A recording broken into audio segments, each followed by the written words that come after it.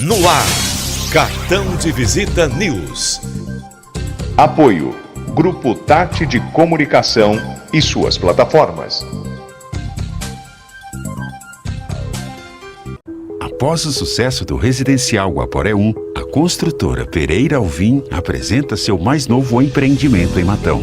Residencial Guaporé 2. São lotes a partir de 360 metros quadrados em um residencial fechado, de altíssimo padrão e pagamento facilitado direto com a construtora. Ideal para você investir ou construir a casa dos seus sonhos. Viva com sua família no ponto mais valorizado da cidade. Com conforto, tranquilidade e completa harmonia com a natureza. Plantão de vendas no local. Ligue 0800 942 5151 e saiba mais. Residencial Guaporé 2. Seu bem viver começa aqui. Pereira Alvim. Sonhamos mais, construímos mais.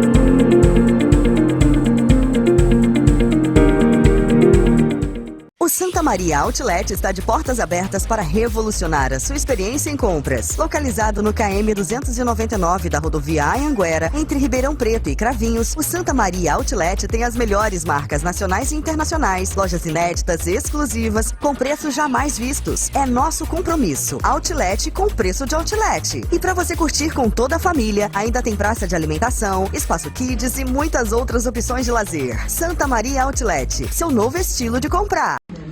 Fala pessoal, Haroldo Neto do podcast Cerveja Negra, tô com a doutora Gabriela e a doutora Lidiane, terceira temporada do podcast. Quero mandar um abraço especial pro pessoal do Tati Comunicação e do Cartão de Visita News. Fique com Deus, muito obrigado. Informação de qualidade, jornalismo profissional, entrevistas exclusivas. Cartão de Visita News.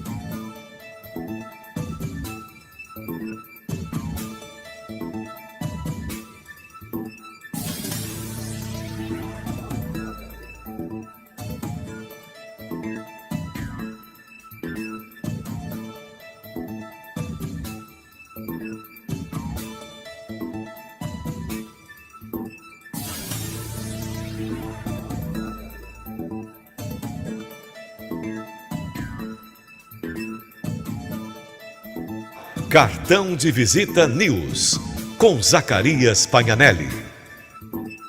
Apoio: Grupo Tati de Comunicação e suas plataformas. Eu estou com o doutor Heraldo de Oliveira Silva, ele é desembargador do Tribunal de Justiça de São Paulo. Eu costumo dizer que é o maior tribunal do Brasil, né, hoje, não é do mundo, né? Porque parece que da China tem um que é maior, né? Em número de processos, o Tribunal de Justiça do Estado de São Paulo, com 21 milhões de processos em primeiro grau e quase 900 mil em segundo grau, também é o maior em número de processos. Mas em número de desembargadores, é o segundo. Bom, doutor Heraldo, ele é bacharel em Direito pela USP em 77, pós-graduado lato sensu em Direito Privado pela Escola Paulista de Magistratura, que ingressou na magistratura em 7 de março de 83, como juiz substituto em Araçatuba, Campinas e Osasco. Como sempre, né, pela experiência, tem que estar sempre em alguma comarca e tal. Promovido a desembargador em 2005 na 13ª Câmara do Direito Privado, que integra até hoje. É presidente da Academia Paulista de Magistrados, pai de 2 filhas e 5 netos. Bom, são eles que mandam, né? E hoje, atualmente, presidente da Câmara do Direito Privado hoje, né? Por isso que... Dentro da sessão de Direito Privado. Desde começando no dia 8 de janeiro desse ano. Doutor, biênio 2024 e 2025. eu queria que, como sempre, né, que faz parte da nossa história aqui, como é que começou essa vontade de ser advogado e acabou chegando a desembargador, né? Porque sempre te pergunta, eu fui magistrado, tal, mas se você achava que ia ser desembargador, então eu queria que você falasse pelo início. Como é que foi isso? Na realidade, meu pai nunca imaginou que eu fosse fazer ciências jurídicas, né? Porque eu era bom de matemática e desenhava muito bem, então ele imaginava que eu seria um engenheiro. Inclusive, tive uma iniciação, eu com 16 anos, trabalhei na Borros do Brasil como iniciante de programação e a gente usava até a linguagem Assembly. Mas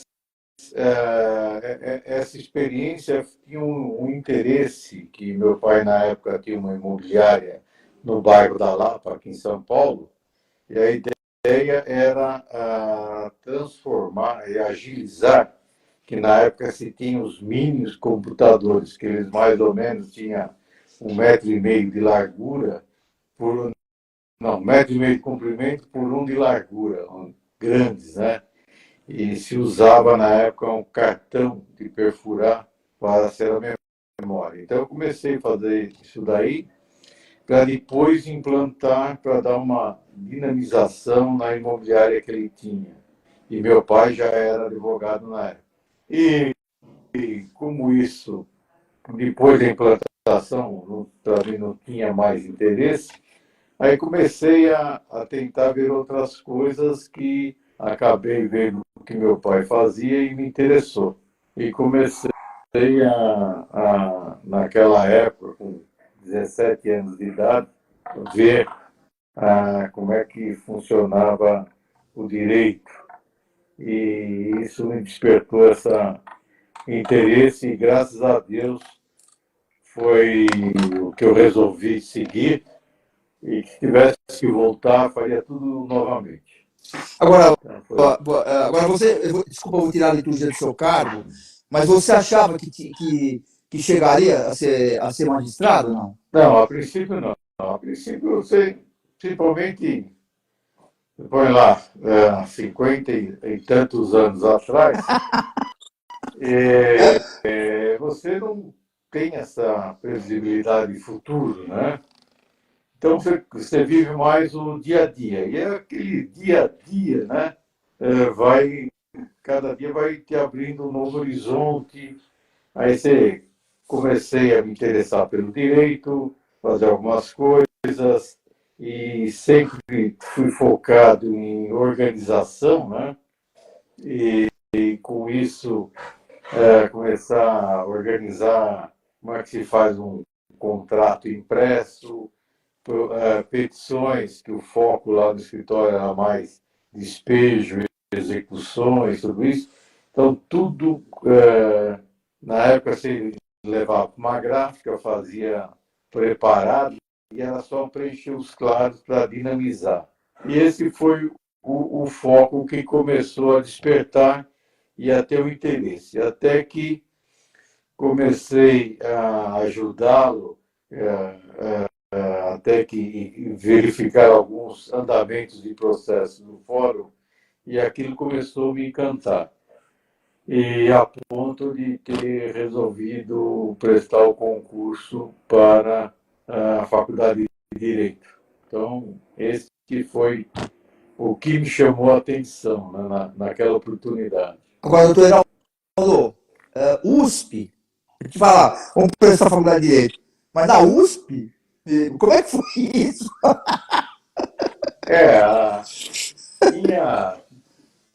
Isso não é para qualquer um na realidade, né? Tem essas coisas, né? O USP, bom, o cara ou tem uma certa vocação ou estudou muito também, né?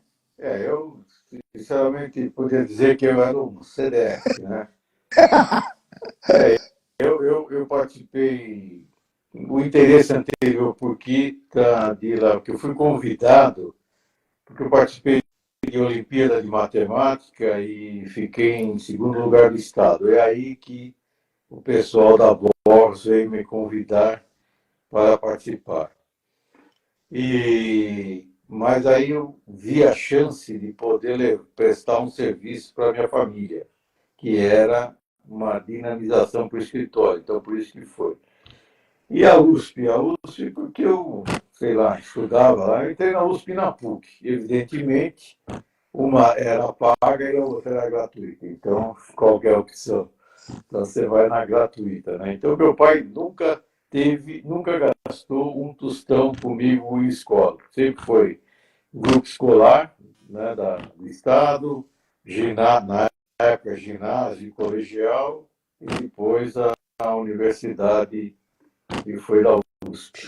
Bom, como pela sua experiência hoje, né? A gente vai falar, pô, o senhor é avô hoje. Então, pela sua experiência profissional e todo esse tempo, quando a gente fala, não, a faculdade paga, a faculdade não paga, você acha que existe um paradigma nessa história de o cara que estudou numa faculdade não paga, que seria a USP, por exemplo, teria uma força muito maior curricular, no sentido de uma escolha, não preconceito, mas de uma escolha profissional, porque o senhor já deve ter feito parte, alguns anos, ou de bancada, uma espécie para novos juízes.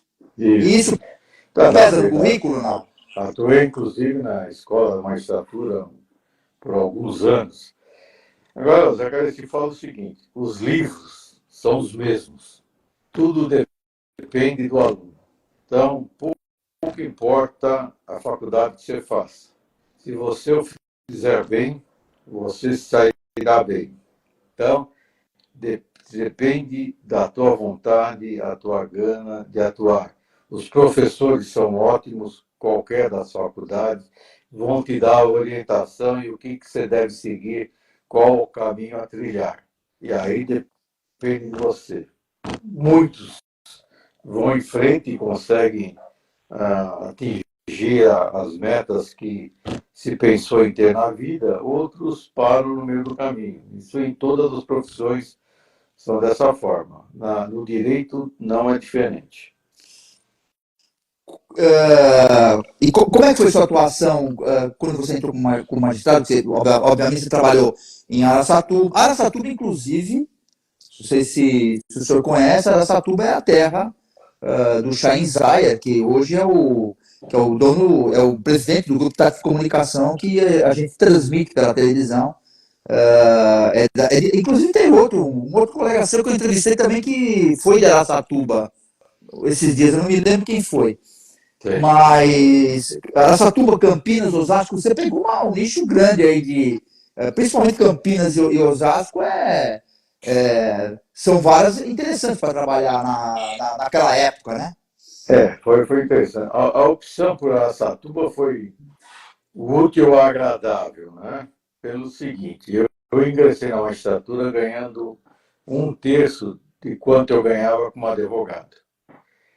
E Araçatuba, eu tinha oportunidade de ficar um pouco mais perto, por exemplo, Ribeirão Preto, a Bauru também, né? Mas a irmã da minha mãe tinha ficado recém-viúva, não estava na casa dela, estava morando com minha prima, e a opção foi para morar lá, porque eu não iria pagar aluguel. Fui morar na casa da minha tia, porque os outros 4 colegas que foram, 3 também, na época, não, sem tanto recurso como eu, foram morar em pensão, perto da estação de trens. E um outro que tinha mais condições financeiras foi para um hotel. Então, até na época, a gente, de vez em quando, a gente ia almoçar no hotel para comer bem. E era uma forma. Então, foi para trabalhar lá, mas eu fiz uma carreira muito rápida, em razão das mudanças que ocorreram na magistratura. A minha filha mais velha tinha 4 anos, a minha filha mais nova, 6 meses, e a minha mulher fazia residência em medicina, no Hospital das Clínicas. E eu tinha que tentar voltar o mais rápido possível para ficar mais perto de São Paulo. Então foi o foco de, depois de 40 dias, houve uma possibilidade de remoção, e aí eu tracei um círculo em São Paulo, 100 quilômetros, e deu certo Campinas. Já facilitou muito, porque eu ia e voltava todos os dias, porque em Araçatuba, a minha esposa me deixava na rodoviária do domingo às 10 horas da noite, 11 horas saiu o ônibus das reunidas, chegava em Araçatuba às 7 horas da manhã, ia para minha tia e tudo mais, tomava um banho, me arrumava, Ia por 11 horas, fora. 11 horas por fora. E o retorno era o mesmo, né? Saía de Araçatuba sexta-feira, 11 horas da noite, 7 horas da manhã, estava ali na ponte da freguesia do Ana Marginal, eu descia ali, porque eu morava na Vila Romana na época, então ou ia a pé ou pegava um táxi para me deixar em casa, que era o mais fácil. Aí com essa vinda para Campinas, eu ia de carro, deixava na polícia rodoviária na Anhanguera, que não existia Bandeirantes naquela época, 1983, tomava o ônibus ali, descia na rodoviária, nós tínhamos uma combinação de todos os juízes que moravam, juízes substitutos e alguns auxiliares de segundo grau, que era um cargo que existia na época, tinha que estar 11 horas na rodoviária, depois se virava para ir. Aí tinha uma Kombi do fórum, nos levava para o fórum, trabalhava pelo mais, e 7 horas estávamos de volta, aí pegava o ônibus de retorno, descia ali, pegava o carro e ia para casa. No final de junho de 83, a possibilidade de ir para Osasco, eu fiquei, na realidade, uma semana. Por quê? Mês de julho, férias forenses, que a legislação na época era um pouco diferente. Hoje, cada magistrado flui do dia 5º dia útil de janeiro até o dia 19 de dezembro do mesmo ano, e tem o recesso. Mas naquela época, não. Então, hoje você escolhe quando você quer estar de férias, né, devido às circunstâncias. Mas naquela época você tinha que o mês de julho era férias forenses e o mês de dezembro também.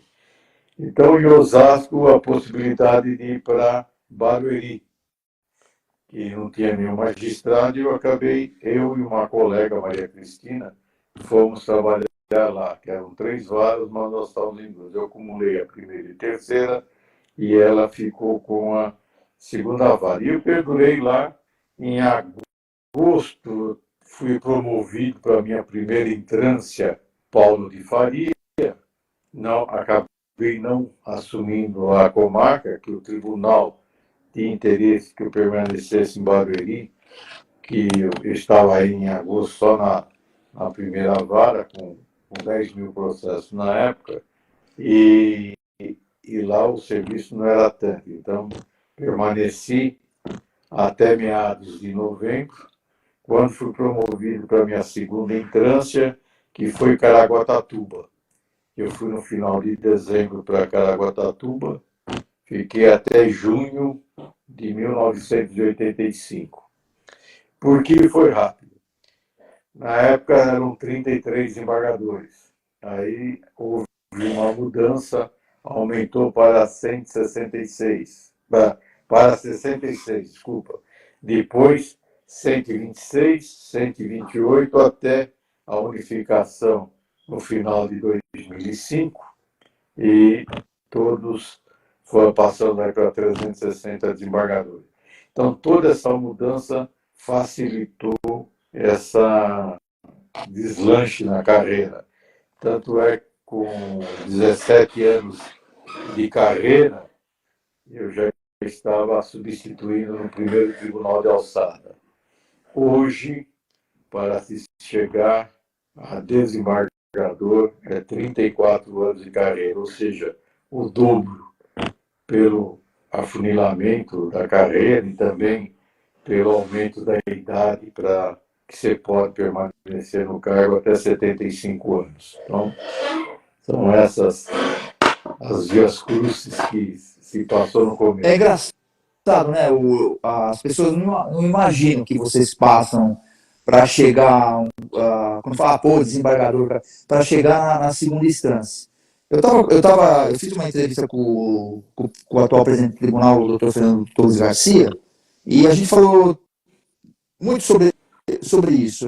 A gente comentou, inclusive, eu até perguntei para ele sobre a lei orgânica, porque assim, a questão é a seguinte, na sua época, acredito, né, que a gente estava falando, o juiz não dava entrevista, não falava nada. Você pouco chegava perto de um juiz naquela época. Nós tínhamos uma restrição muito grande na lei orgânica da magistratura, que você não podia falar com ninguém, né?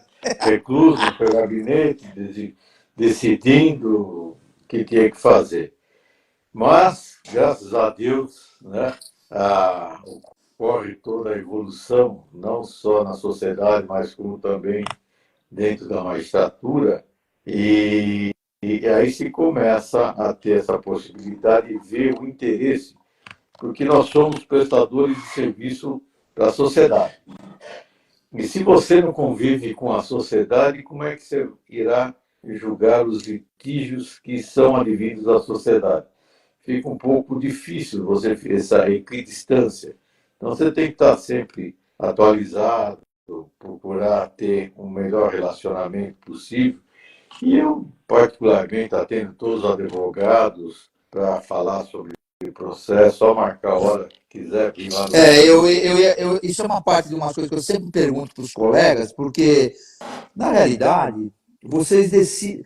É mais do que meio caminho andado. Às vezes, vocês decidem a vida das pessoas. Eu falo isso para todos os juízes, da primeira, da segunda. Eu comento, vocês decidem a vida e os negócios das pessoas. Então, quando eu falo em atender a parte, que é o interessado, né, não a pessoa, mas o advogado, até para que ele explique... A parte nós não... Quando eu falo a parte, é o advogado, né? No entender de vocês, seria o... Não, mas quando vocês atendem o advogado, é importante até porque vocês talvez até melhore a convicção de vocês na hora de uma decisão, porque você tem os autos ali, é muito frio nas coisas, o que está escrito. E eu acho que numa conversa, às vezes, até tem cara que fala para mim, não, Jacaré, às vezes, conversando com o advogado, a gente muda o modo de pensar. Porque tem duas formas de você atender o advogado. Ou eles vêm despachar memoriais no gabinete, né? Vem as duas partes, um dia vem uma, outro dia vem outra.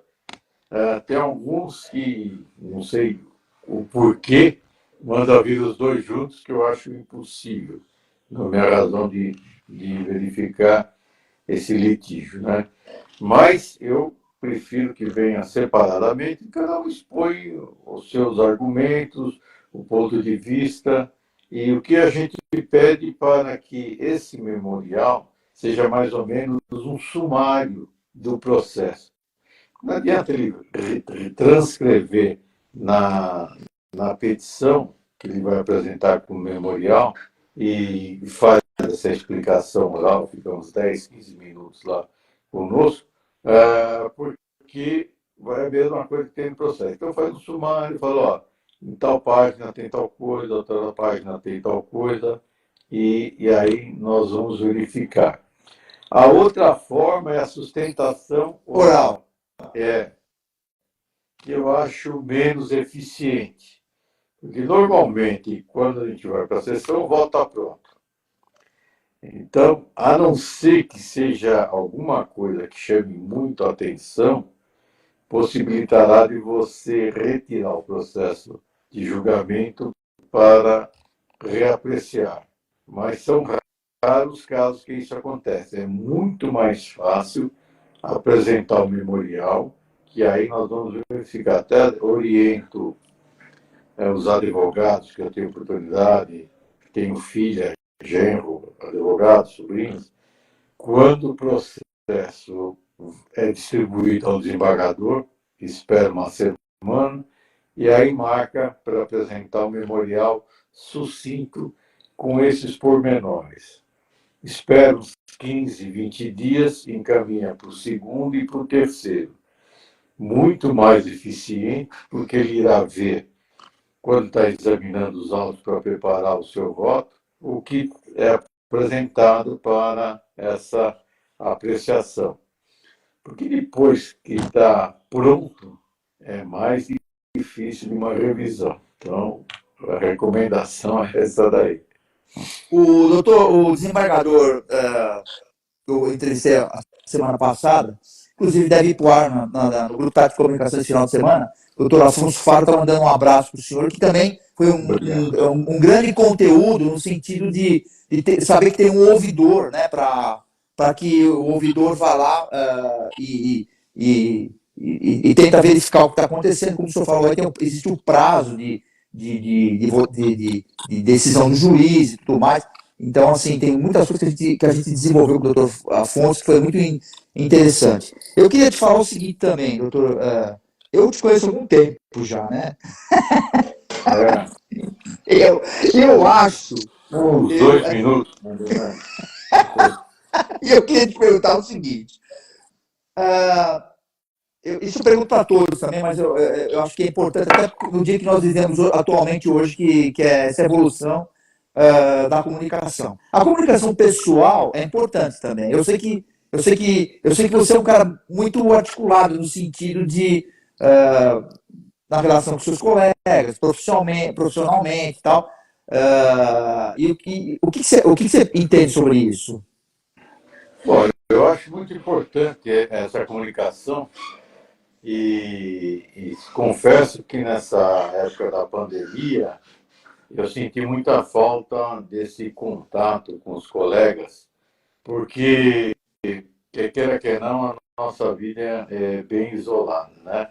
Que você fica no seu gabinete estudando os processos, tem contato com os funcionários, os assistentes que trabalham com você e com os demais, ou eventualmente quando você vai almoçar lá com o pessoal no próprio prédio do tribunal, ou na sessão. Agora, quando teve essa parte da pandemia, cada um ficou no seu canto e só se falava por WhatsApp ou pelo processo, pelo sistema de comunicação do tribunal, que é o SAG, né?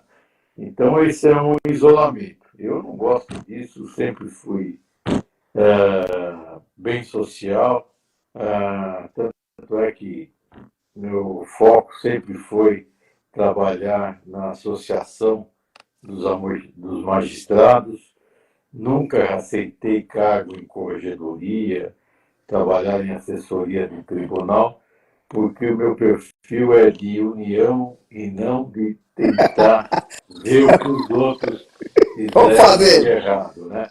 Mas hoje eu já vejo de uma outra forma, que eu acho interessante, porque você tem como outro sistema de comunicar, de orientar, porque a corregedoria não é punitiva, ela é mais orientadora do que punitiva.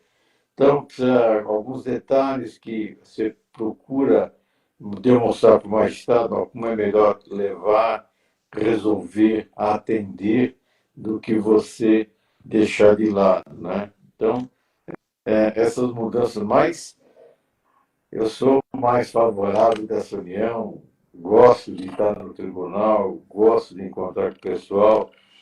Hoje teve um almoço de um colega, como o Faro, que você falou agora, é candidato, dia 27, teremos eleições para o órgão especial, né? Então... O doutor Irineu Fava também, né? Vai estar nessa? Tem Fava. Tem o José Carlos Ferreira, que ele é pelo 5º, e ele concorre com a Ana Catarina, que também é pelo 5º.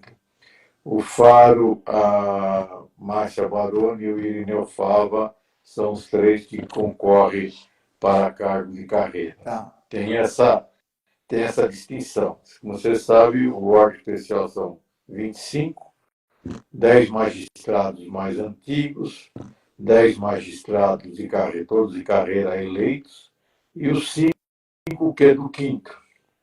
2 do Ministério Público, um eleito e o outro por antiguidade, e 2 pela Ordem dos Advogados da mesma forma, um eleito e um por antiguidade. E o 25º tem alternância, ora é do Ministério Público, ora é da Ordem dos Advogados. Né? Então, esse que veremos agora, dia 27.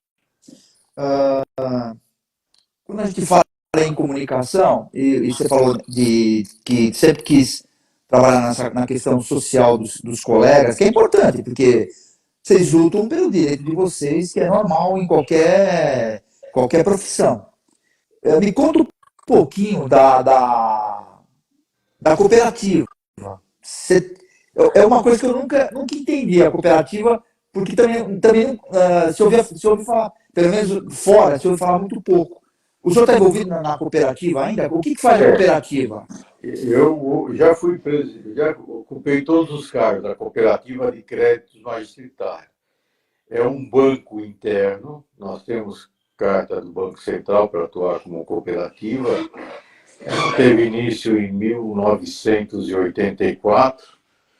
É um modelo trazido pelo Watanabe, eu não vou falar tudo, não são o Jô Tatsumi e mais um outro japonês que trouxeram. E aí que foi criada a cooperativa. Como foi criada? Os magistrados que tiveram interesse aderiram e todos nós contribuímos para uma cota de capital mensalmente e vai aumentando. E esse dinheiro era emprestado aos magistrados mediante uma taxa de juros, né? Bem menor do que o mercado financeiro, tanto é que hoje a Magiscred, que é a nossa cooperativa, tem o consignado mais barato do Brasil, 1,29% ao mês. E ganhamos disparado do Banco do Brasil, que é o nosso maior concorrente. Agora todos participam, doutor? A maioria, 90% dos é só para dizer. Não sei, mas eu acho que são 2.500 magistrados no Estado, eu acho que 45% participam. Então, isso foi crescendo e é a maior cooperativa de uma só profissão do Brasil. E a quinta maior do estado de São Paulo, com 90 milhões de ativo financeiro, que emprestamos para os colegas e o excedente se aplica no mercado, que vai rendendo. Não é toda da cooperativa. A cooperativa tem praticamente 30%, que é o fundo dela. Os outros 70% são de juízes que aplicam lá e ela faz a administração com a replicação no sistema, no Sicob, que é o Sistema Cooperativo do Brasil. E assim funciona. E é uma forma que temos ajudado muitos colegas na necessidade de poder dar uma forma mais tranquila.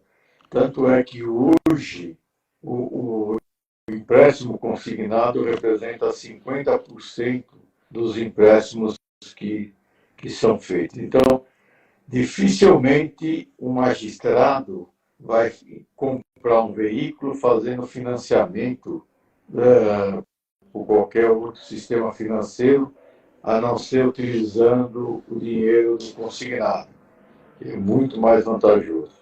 Então, agora, funciona. Isso é uma ideia, isso é uma cultura japonesa, não é não? Começou com a cultura japonesa de ajuda mútua, né? Tem um nome no Japão, ajuda, mas também tem a rentabilidade. Que você tem um dinheiro que você... Então, hoje, salvo engano, cada um contribui para a criação desse fundo, salvo engano, é R$60 por mês. Mas você põe, eu ingressei quando eu vim para São Paulo, em 1985, né? Então você põe tudo, eu acho que era R$ 20 na época e vai crescer. Então isso forma um bolo de dinheiro e vai rendendo para todos nós.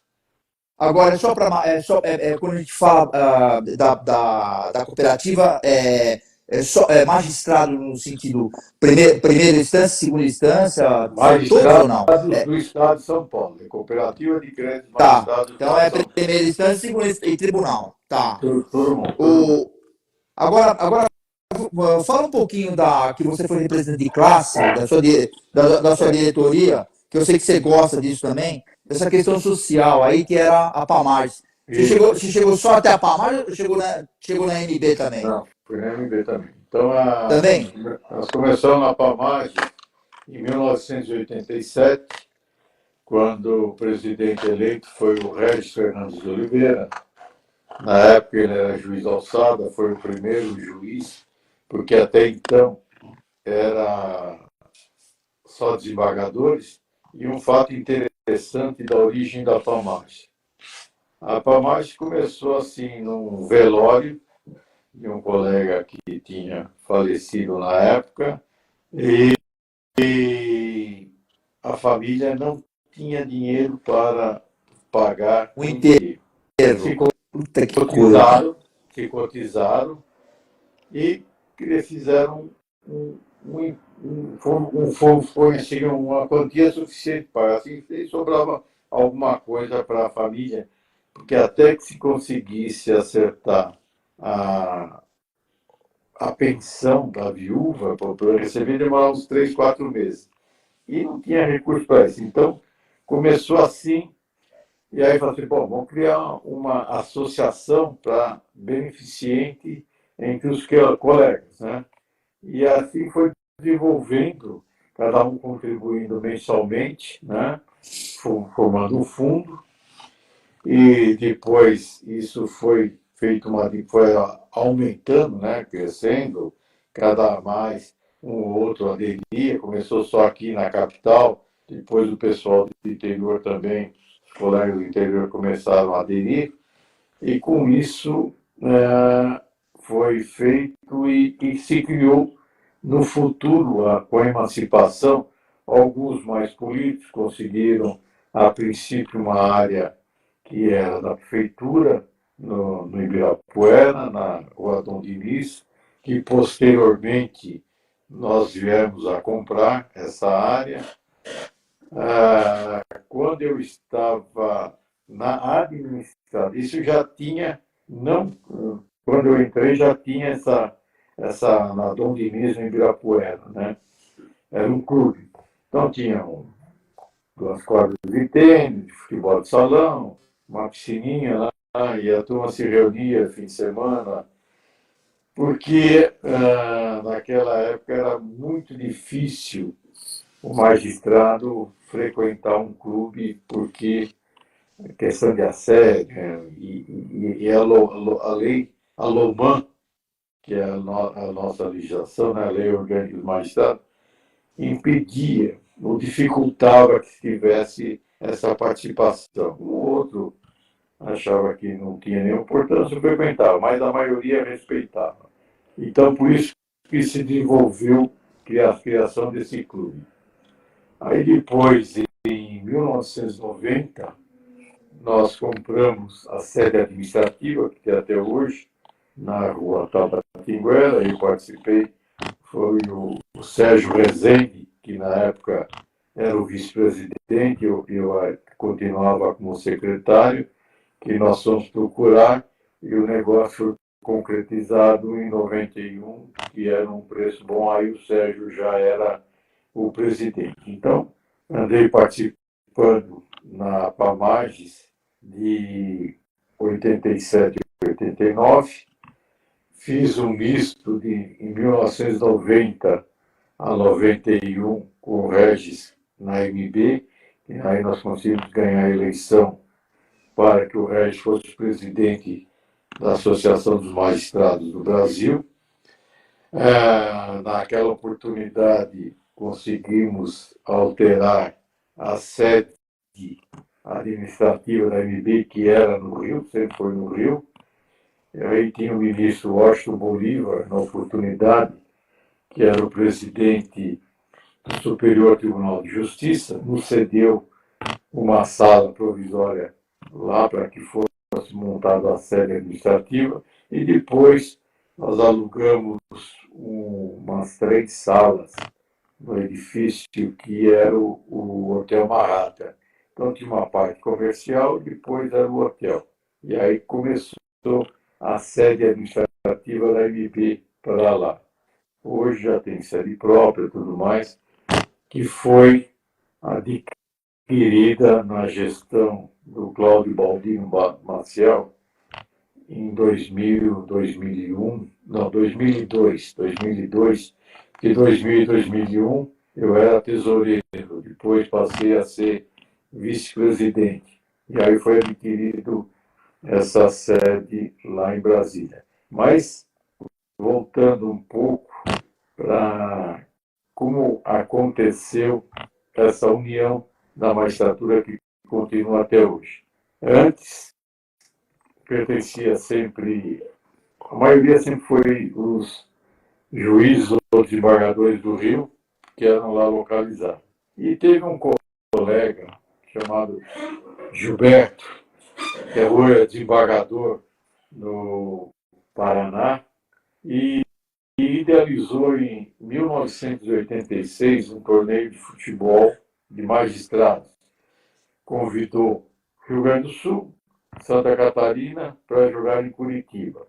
Aí passaram o fim de semana jogando bola. Na época, ele era juiz da cidade de Jacarezinho, que é o lado, a margem esquerda do Rio Paranapanema, e a margem direita é a cidade de Palmitão.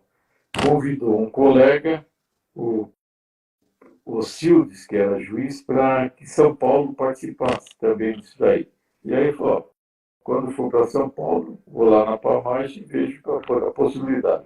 Foi no fim de semana, nós estávamos lá no clube, e conversou com o Regis, e aí falou, você consegue montar um time de futebol? Eu falei, simples, eu sempre gostei de futebol, montamos, e aí nós fomos participar em Florianópolis, junto com os outros 3 estados do Sul. Começo como todo jogador de futebol, assim, meio agressivo. Às vezes tem uma diferença, vai pra cima do cara, vai filme. Não se conhece, mas... Né? E aí depois, os que são mais sociais, tudo mais, à noite tem uma confraternização, vai jantar, tudo mais. Aí senta na mesa, desculpa eu ter te chutado, aí toma uma cervejinha, alguma coisa assim, e vai conversando e começa a virar uma amizade. Tanto que é o ponto, no final do torneio, que nós perdemos, evidentemente, que eu não lembro quem foi o campeão, mas convidamos, ao ano que vem haverá o mesmo torneio, a sede será em Guarujá, onde nós temos até hoje uma colônia de férias. E aí começou. Os políticos da época, né, o presidente, o Regis, o Xavier, que era do Paraná, o Galotti, Benjamin Galotti, que foi depois ministro do STJ, e o Stefanello, que era do Sul, resolveram assim, bom, se nós do Sul nos unirmos, nós vamos ganhar qualquer eleição, que nós representávamos 60% da magistratura nacional. E foi o que aconteceu. Foi lançado o Regis, foi eleito em 88, assumiu em 89, e esse grupo continua na administração da MB até hoje. Eu fiquei até quando encerrou meu cargo em final de 2005, na MB, aí já estava no tribunal, ia ser dificultoso essa conciliação. Mas foi essa participação que nós tivemos e várias outras coisas aí que viajamos. Nós tínhamos um time muito bom de futebol. Eu não sei se você chegou a participar, teve jogo que eu me lembro, parece que o Mário Sérgio, juiz, o Roberto Maia, desembargador hoje, jogaram em Nova York, se eu não me engano. Juntaram um time para jogar fora do país. Nova York nós não chegamos a jogar. É. A Apamages foi octacampeão de futebol society em Santiago do Chile. Fizemos excursão costa oeste Estados Unidos. Teve futebol também na Califórnia. Jogamos no campo a gente fazia torneio. Era mais uma desculpa, né? Mas brincadeira. A gente ia disputar, era a Associação dos Magistrados local, a OAB deles, né? Cada um tinha a sua denominação, o local e nós. Então fazia um triangular, né? 2 jogos para cada um e essa confraternização. Então jogamos no campo do Barcelona, no campo do Ajax, do Napoli, então sempre com essa foco de congraçamento feito entre magistrados, advogados e mais nós no Brasil com os locais. Isso hoje já nem tão não menos, mas em razão do futebol implantado na Apamages, temos até hoje esse tipo de torneio. Primeiro semestre é feito torneios regionais, nós temos o Sul, o Centro-Oeste, o Leste, o Nordeste, pelo tamanho, 8 estados, foi dividido em 2, a região Norte também. Então, dão 7 campeões de cada região que disputam no primeiro semestre.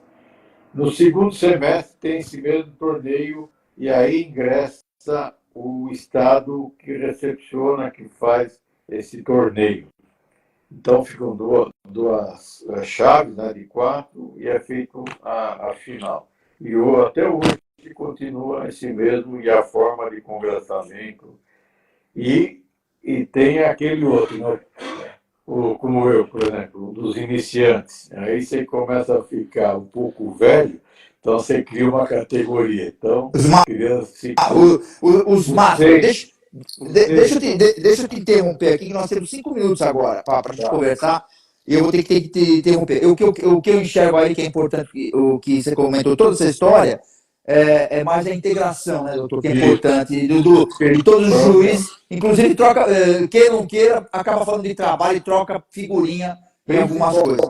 E as amizades se perduram até hoje. Assim, eu queria te perguntar muito rápido, nós temos 5 minutos só, para que você comentasse qual é a função hoje, a sua função hoje, literalmente, que é 2024 e 2025, presidente da seção de Direito Privado do Tribunal de Justiça. Qual que é a função de ser o responsável hoje dessa área? Bom, tem 3 funções primordiais. Uma é a parte administrativa, né? O direito privado tem hoje 190 desembargadores, e o que nós dizemos que é o segundo maior tribunal do Brasil, porque o primeiro é o Tribunal de Justiça de São Paulo, e o segundo vem ser a seção de direito privado, depois é o Estado do Rio de Janeiro. E também temos 45 juízes substitutos de segundo grau que atuam conosco. No total, são 235 magistrados. A função é administrar a distribuição dos recursos que entram. Está entrando uma média de 8.000 recursos por semana e tem dado um impacto semanal para cada componente, juiz ou substituto, de mais ou menos 80% processos semanais ou mais de 350 a 360 por mês para ele atuar. Então, se eu se dividir 80 por 5 dias que é da semana, você vê a quantidade de processos que se tem que apreciar semanalmente. É bem puxado, é extasiante e é complexo. E aí nós temos que fazer a administração disso. Então, evidentemente, tem uma série de problemas, por exemplo, sai de férias, todo mundo tem direito a férias, ou fica doente.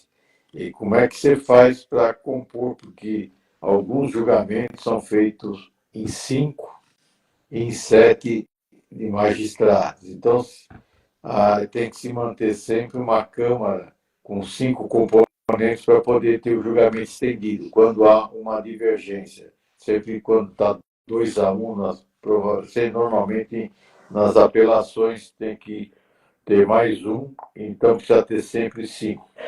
Então, administrar para que isso mantenha coeso e é complicado. Mas funciona, para mim, essa parte mais tranquila. O que é mais difícil é a competência de julgamento que nós temos, que a gente chama, é denominada de Câmara Especial. Câmara Especial julga menores infratores, toda a parte de conflitos de competência entre julgamentos de juízes, mais a parte de medicamentos de difícil acesso à população, que normalmente deve ser custeado pelas prefeituras ou pelo Estado, e também tem uma parte de menor com dificuldade de entendimento, alguma excepcionalidade, que é necessário um professor para que dê o apoio, porque um professor só não tem condições. Então, normalmente, se coloca 4 crianças com essa dificuldade e põe mais um professor para ajudar nessa situação. Temos uma outra matéria que é difícil também, que é a locação social. No estado, na capital, nós não temos problema, mas em algumas cidades temos essa dificuldade, como mulheres que têm violência doméstica, têm que fugir de casa, e com os filhos, e onde vai? Então, a princípio, o município acolhe e põe um lugar para elas viverem. Só que isso tem um custo e quanto mais rápido elas saiam do local, isso economiza. Então, quando isso não acontece, a nossa necessidade de intervenção para determinar e regularizar isso daí. Agora, o menor infrator é o pior que nós temos, na minha concepção, que eu não gosto da matéria de violência, né, da parte criminal, tanto é que desde junho de 85 que eu não participava do crime e agora estou participando. Crianças que fazem tráfico de entorpecente, a orientação que eu dei para o gabinete, que tem 6 juízes que trabalham comigo, como é que vão decidir? Falei, a mãe, vê o depoimento da mãe, o que ela diz é o que nós vamos fazer. Então, de meados de janeiro até o final de abril, apenas uma mãe disse que queria o filho em liberdade, que ela ia mudar daqui de São Paulo, ia para outro estado, e ela tiraria ele desse tipo de ambiente. A tua internet está dando começou a dar uma travadinha. Deixa eu te fazer a última pergunta, por causa do horário, e a gente vai voltar. Então, nós temos esse é um dos maiores problemas que a gente tem, e fora outros casos de criança com 12 anos. Será que é um problema? A internet está travando agora. Deixa eu fazer, eu vou ter que encerrar por causa do horário, mas deixa eu fazer a última pergunta rapidinho e eu vou encerrar literalmente. Para quem que o doutor Heraldo de Oliveira Silva, que é hoje atualmente presidente da seção de direito privado do Tribunal de Justiça de São Paulo, entrega o cartão de visita? Para quem entrego? Não só para uma pessoa, entrego para minha família, porque conviver precisa ter paciência. Você, a maioria do tempo, é o ausente, porque você se dedica à profissão e não tem jeito. Muitas vezes eles são colocados em segundo plano, a maioria das vezes, até dizer assim.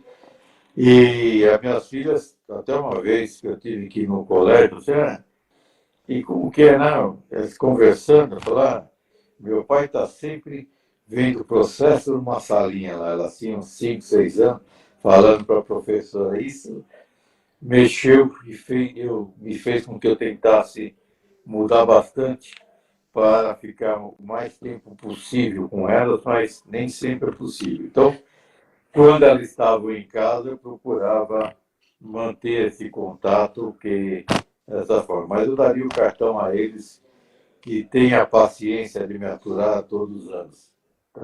Doutor Heraldo, nós vamos, se você me permitir, em algum outro dia eu quero tomar o seu tempo, porque eu também quero falar do seu hobby, porque a maioria tem hobby. Eu sei que você gosta de pesca esportiva, que você é um apreciador de vinhos e viagens.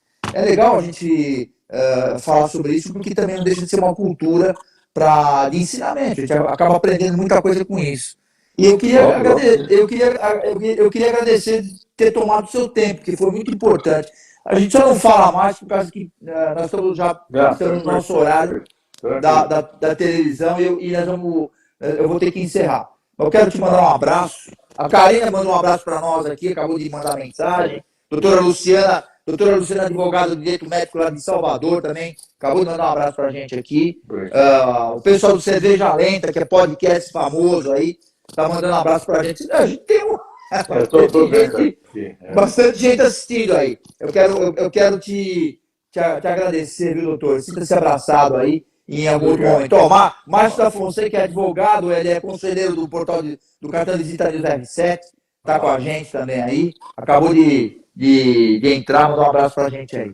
Tá bom, doutor? Obrigado. Disposição, quando precisar, estamos aí. Eu quero contar comigo. Que o senhor faça um contato com o nosso presidente da Câmara Criminal para a gente bater um papo, para ele contar um pouco da vida dele aqui. Eu sei que ele já foi da Vara da Infância, eu fui curador especial, cargo de confiança há muito tempo lá, a gente entende um pouquinho. Obrigado. Ok. Tá? Grande abraço, boa noite. Fica com Deus, doutor. Boa noite a todos obrigado. que nos estão assistindo. Obrigado. Também. Tchau. Eu que agradeço a todos aí. Tchau, tchau.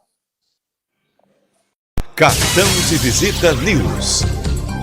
Apoio: Grupo Tati de Comunicação e suas plataformas. Informação de qualidade. Jornalismo profissional. Entrevistas exclusivas. Cartão de Visita News.